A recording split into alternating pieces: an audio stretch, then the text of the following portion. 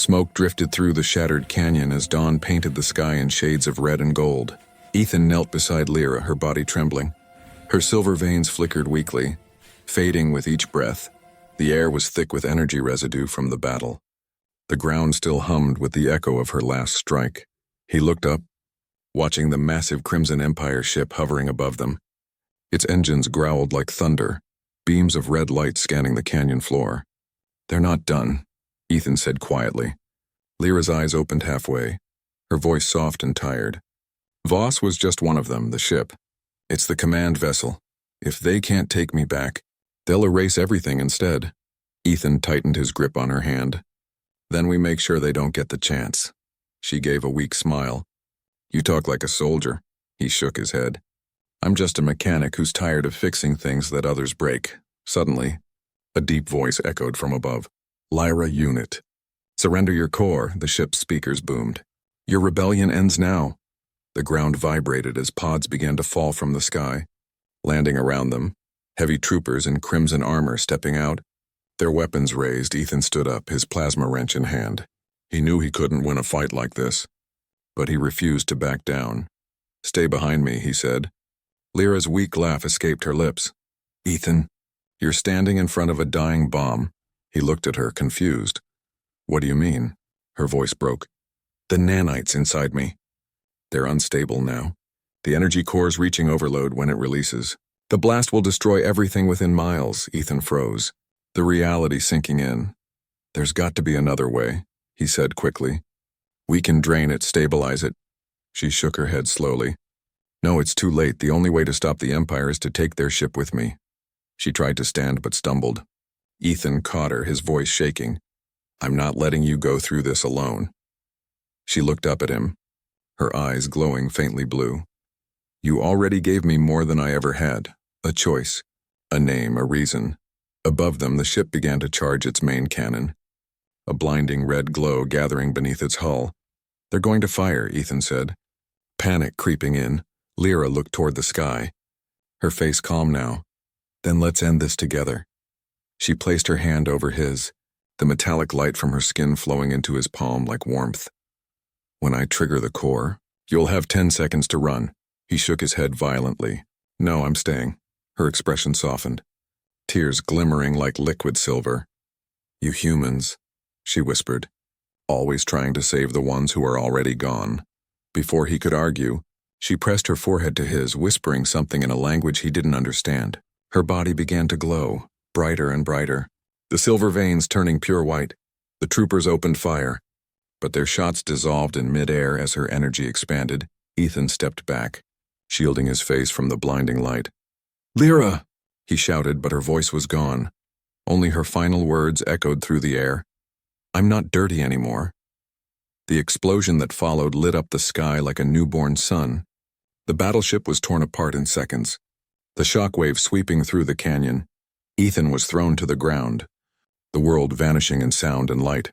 When silence finally returned, all that remained was a crater and a faint blue shimmer drifting through the air like falling snow.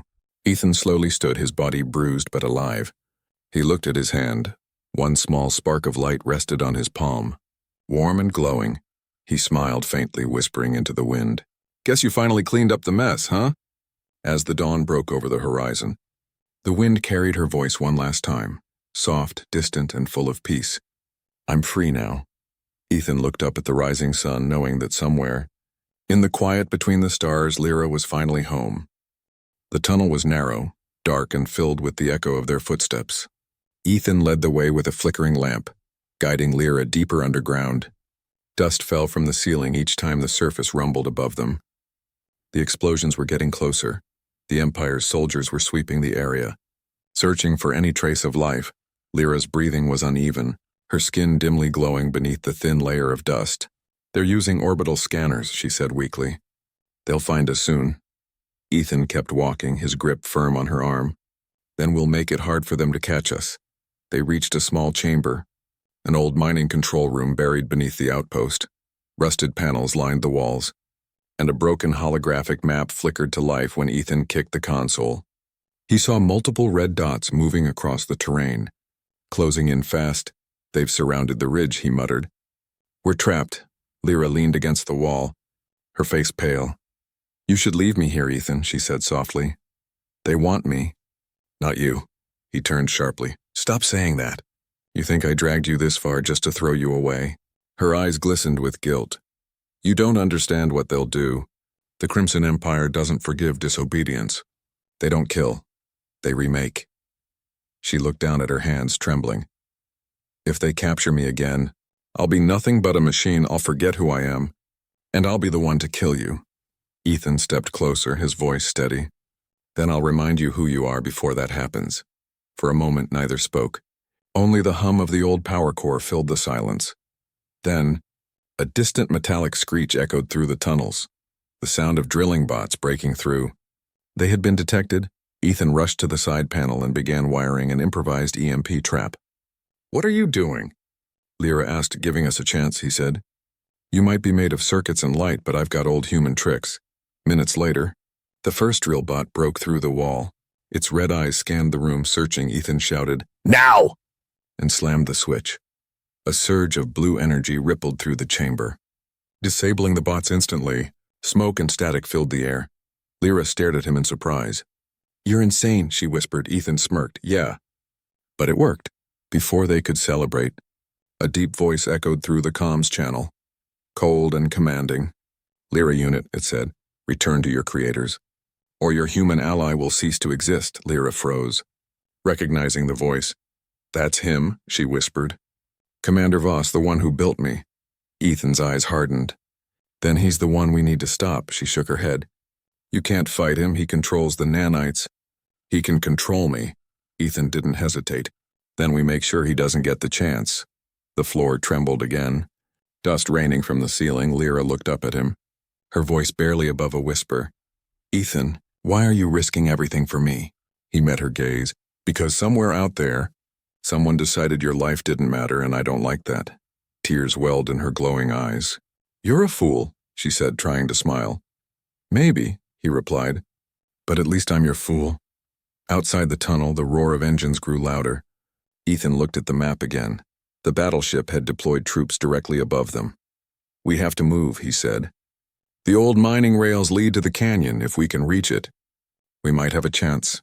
They ran through the dim tunnels as the walls shook behind them. Light flashed through cracks in the ceiling. Soldiers shouted above. Metal footsteps echoed closer. At the far end of the tunnel, they found an old hovercraft, half buried under rubble. Ethan began powering it up, sparks flying. Please tell me you can drive, he muttered. Lyra smirked faintly. I used to fly warships. This will do. As the craft roared to life, the tunnel behind them collapsed, cutting off the soldiers' path. They shot out of the darkness and into the cold night air. The desert stretched wide before them, and in the distance, the first dawn light glowed faintly. Lyra looked at Ethan, her voice soft.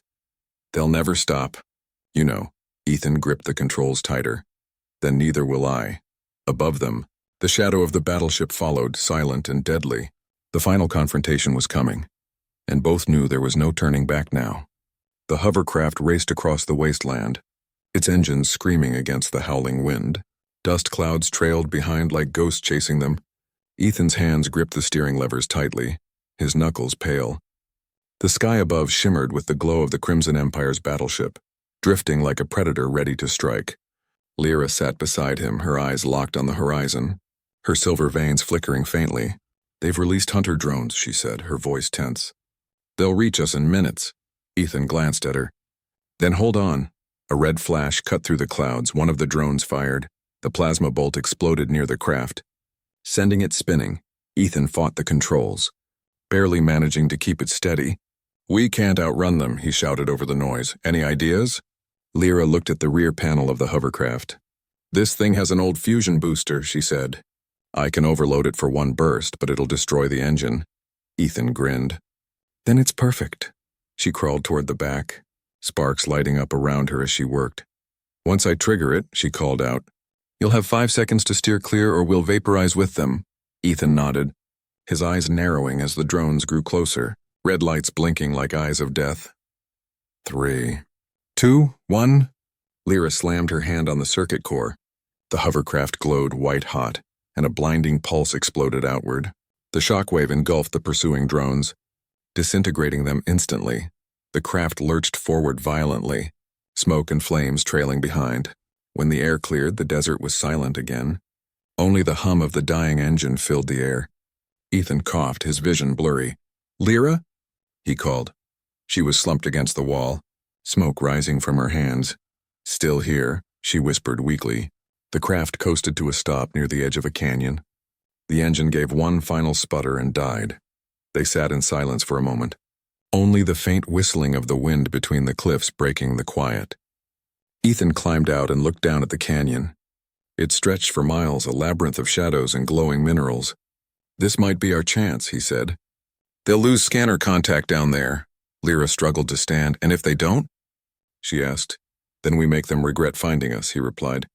As they descended into the canyon, the air grew colder, blue light reflecting off the crystal walls. For the first time since the crash, it was quiet enough for them to breathe. Lyra looked up at the faint light filtering from above. "Do you ever regret helping me?" she asked softly. Ethan stopped and looked at her. "No," he said. "But I'd regret not doing it," she smiled faintly. But the warmth faded as a deep rumble echoed through the canyon. A figure emerged from the shadows, a tall armored being with red glowing eyes. His voice was metallic and calm. "Lyra unit, return to the Empire." Ethan instinctively stepped in front of her. "Not happening," he said. The figure tilted its head. "You are the human called Ethan Holt," it said. "Your defiance was calculated, predictable. You will be removed." Lyra's voice trembled. "Voss," the commander's tone sharpened. "You were created to obey, not to run." Ethan clenched his jaw. "She's not your property." Voss turned toward him. "She is a machine built from stolen human and alien code. She belongs to the Empire." Lyra's veins began to glow again, brighter than ever before. "No," she whispered. "Not anymore." A surge of energy burst from her body, the ground cracking beneath her feet. Her nanites responded not with pain this time, but power. "Ethan, run," she shouted. "I can't hold back." He didn't move. "I'm not leaving you," he said firmly. She looked at him, her eyes glowing silver now. "Then stand behind me." Voss raised his arm. A red beam forming in his palm, Lyra mirrored him, her blue energy clashing with his red light. The canyon exploded in a storm of color. Lightning tore through the sky as the ground shook violently. Ethan shielded his face from the light, watching as Lyra and Voss fought like gods. Each blast echoed through the canyons until finally Lyra screamed, unleashing a wave that shattered the enemy's armor and threw him into the abyss below. When it was over, she fell to her knees. Her body flickering between flesh and metal, Ethan rushed to her side. "Lyra," he said. She smiled faintly. "I took control, Ethan," she whispered. "For the first time, they don't own me." He held her close as the canyon glowed around them, but high above, the Empire's ship was still circling. The battle wasn't over yet, but for the first time, they had Hope export message as PDF. The storm outside grew louder as night fell again, the wind scraping against the metal walls like claws. Ethan stood near his console, staring at the pulsing red signal that refused to stop. Each flash meant the same thing. Someone was tracking them. He turned to Lyra, who sat silently on the floor beside the heating unit, her arms wrapped around herself like she was holding her own pain together. "Who's coming?" he asked, trying to keep his voice steady. Lyra didn't look up. "The Empire," she whispered. "They sent hunters when I escaped. They won't stop until they drag me back." "Dead or alive?" Ethan clenched his jaw. "Then we'll make sure they don't find you." She shook her head, her hair falling across her face. "You don't understand, Ethan. They can track the nanites inside me. They're connected to a hive network. If I'm alive, they can find me." Her voice cracked. "You should have left me out there." Ethan ignored her words and grabbed his toolkit. "I'm not in the habit of leaving people to die, Lyra. Human or not." He began setting up a jammer, a rusty old device meant to block radio waves. It wasn't meant for something like this, but he hoped it would buy them time. The faint hum of the jammer filled the room. Lyra watched him, her eyes soft but full of sorrow. "Why do you care?" she asked. "You don't even know me." Ethan didn't stop working. "Maybe that's why I care," he said. "You deserve a chance to start over." Like anyone else, for a moment she said nothing, then, with a trembling hand, she touched her arm. Her skin rippled as a faint red glow crept upward. "It's fighting back," she whispered. The nanites inside her were moving faster, resisting the signal block. Ethan rushed to her side. "Stay still," he said, holding a scanner over her chest. The screen filled with static, her heart rate spiked. Her voice turned mechanical. "Warning. System override detected." Her eyes glowed bright red. Ethan's pulse raced. "Lyra, stay with me!" he shouted, but she didn't respond. A sudden burst of energy exploded from her body, knocking over tools and shattering the lights. Sparks flew as the workshop went dark. Only the soft red glow from her body lit the room. She gasped, clutching her head. "They're inside my mind. I can hear them." Ethan reached for her, but she pushed him away. "Don't come near me," she cried. "If they take control, I'll kill you." Her voice shifted between her real tone and something metallic. Echoing, Ethan didn't move back. He knelt in front of her. "You're stronger than them," he said. "Fight it." For a few tense seconds, everything froze. Then she let out a scream that shook the room. The red glow flickered violently, then dimmed, leaving her slumped in his arms. Her breathing was heavy, sweat dripping down her face. When the silence returned, Ethan saw the scanner again. It was still flashing a warning. The signal from her body had changed, growing stronger, louder. "They've locked onto us," he muttered. "The jammer's not enough." Lyra opened her eyes weakly. "You should go," she said. "You can still make it to the northern ridge before they land." Ethan stared at her. "And leave you here?" "Not happening." Before she could argue, the ground shook, a deep rumble filled the air, and a blinding blue light cut through the night sky. Outside, multiple dropships broke through the clouds. Engines roaring, Ethan grabbed his plasma wrench and looked at her. "If they want you, they'll have to go through me." Lyra's lips parted, as if to stop him, but no words came. She looked at him, really looked. And for the first time, something like hope flickered in her eyes. Then the first explosion hit, shaking the walls. The battle for survival had begun. Export message as PDF. The workshop shook again as another blast tore through the outer wall. Dust rained from the ceiling. Tools clattered to the floor. Ethan grabbed his plasma wrench, his heart pounding. The first drone broke through the roof, metal wings slicing the air, its red sensors glowing like burning eyes. Lyra was still weak, sitting near the table, her hands trembling. "Ethan, you have to run," she said. "They won't stop." "Not until I'm dead." Ethan didn't answer. He slammed his wrench into the drone's sensor. Sparks flying, the machine fell with a crash, smoke curling from its cracked frame. More drones swarmed through the broken wall, their voices cold and mechanical. "Target acquired. Lyra unit detected." Ethan ducked behind a workbench as plasma bolts scorched the metal. "Stay down," he shouted. Lyra closed her eyes. Pressing her palms against her chest, her veins began to glow again. Faint at first, then brighter. "No," she whispered. "Not this time." A pulse of blue energy burst from her body, the shockwave throwing the drones back into the walls, shattering them like glass. When the light faded, she collapsed to the floor, breathing hard. Ethan rushed to her side. "Lyra," he said, shaking her gently. Her eyes fluttered open, weak but alive. "I can't control it," she gasped. "It's burning me from the inside." He saw smoke rising from her skin where the metal veins pulsed too bright. She was overheating. The nanites inside her fighting against her will. "Hold on," Ethan said, dragging her to the medical table. He attached cooling cables to her arms, trying to stabilize her systems. The machines beeped wildly, warning signs flashing red. "Your body's shutting down," he said. "If I don't drain the excess energy." "You'll," she interrupted softly. "You'll die too. If you keep helping me." Ethan met her gaze. "Then we'll both die trying." For long moments, the room was filled with the hum of machines and her faint breathing. Ethan worked without stopping, replacing damaged wiring, using everything he had learned as a mechanic to patch what no one had ever taught him.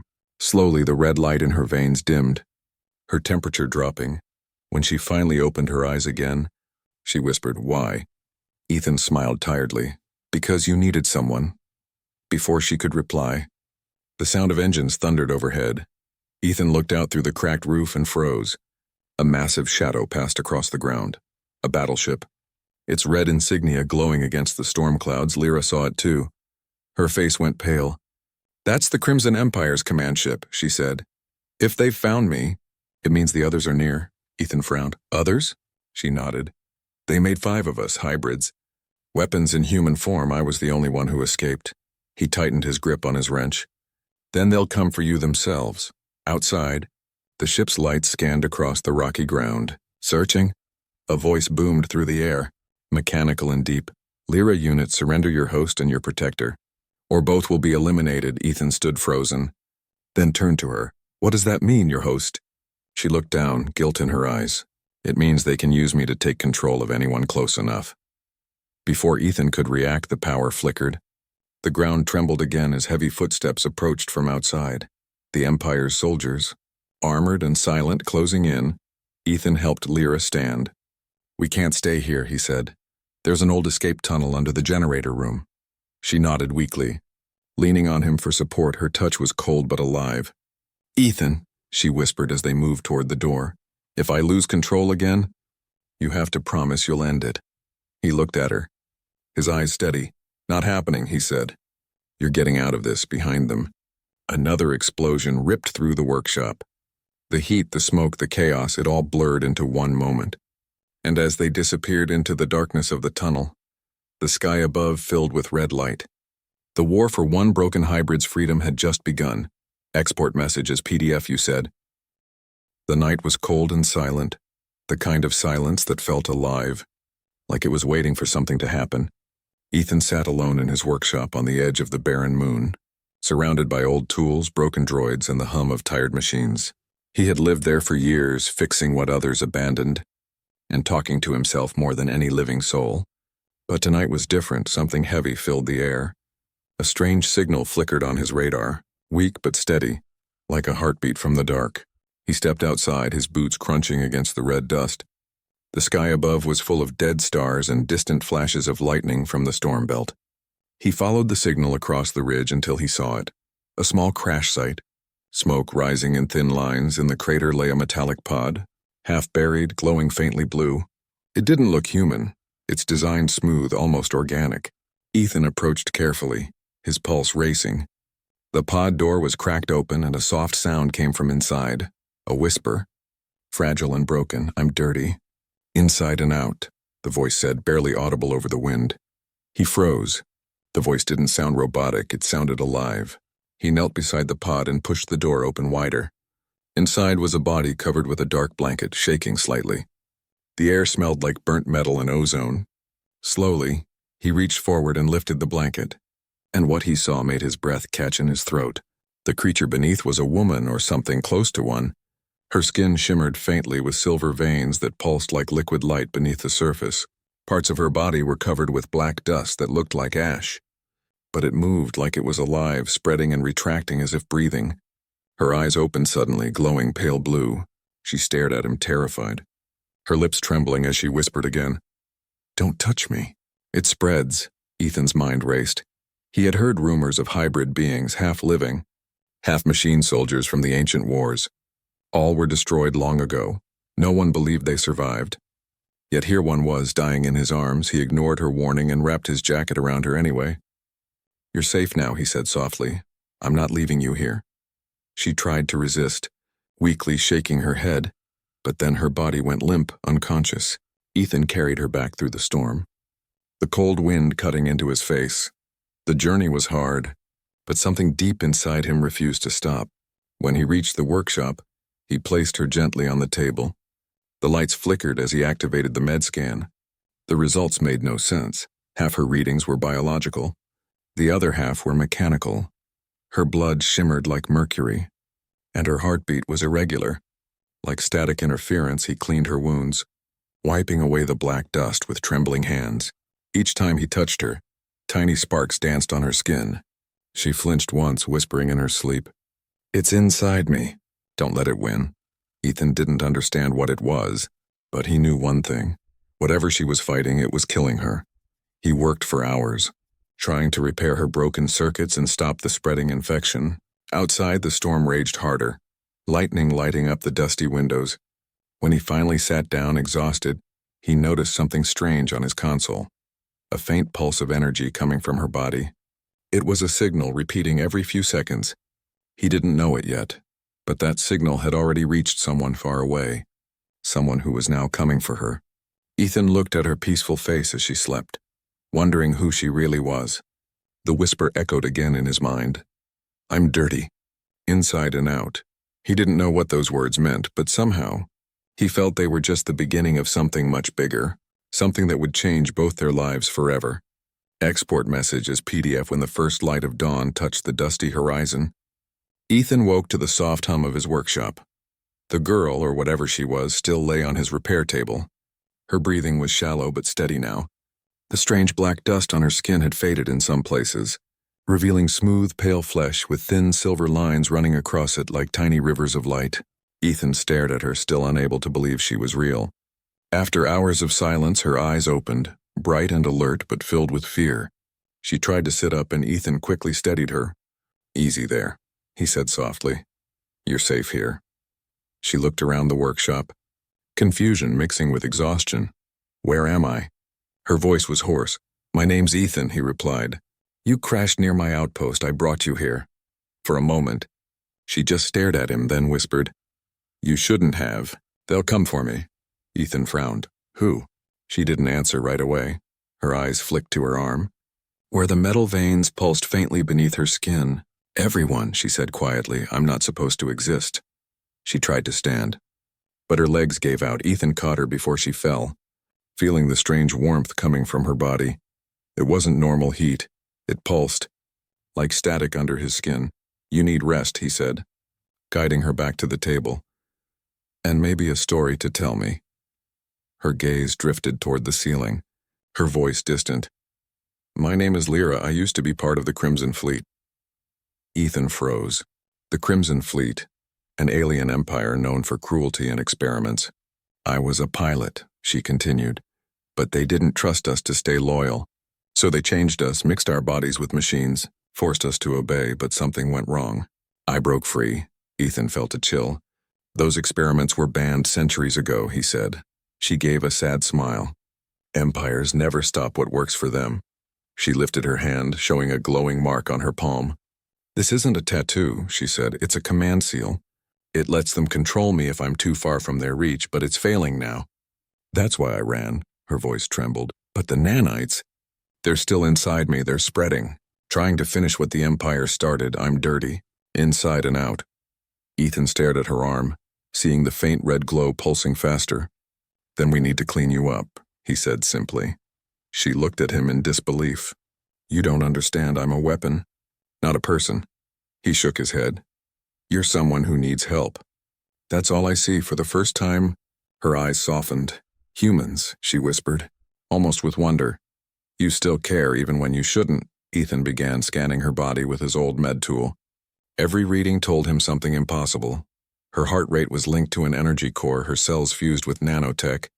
He found a damaged node near her neck, leaking strange energy. "If I can stabilize this," he murmured, "maybe it'll stop spreading."